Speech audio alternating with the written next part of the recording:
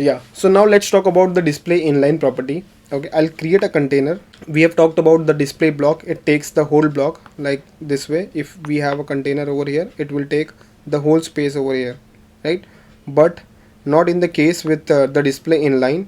Okay, so then the name itself is kind of self-explanatory. So when you use inline elements, okay, when you use the elements inline, which are span, a, and strong tag, you can place multiple elements next to each other. It will not take the whole block.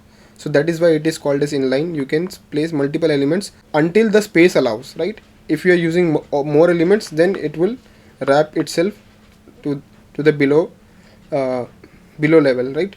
So here there is one more thing to notice about this display inline. It does not affect height and width. Height and width are ignored by these elements. Okay, when you try to apply height and width to these elements, it will simply not reflect in the UI. Okay, so that is the main thing to notice about these elements.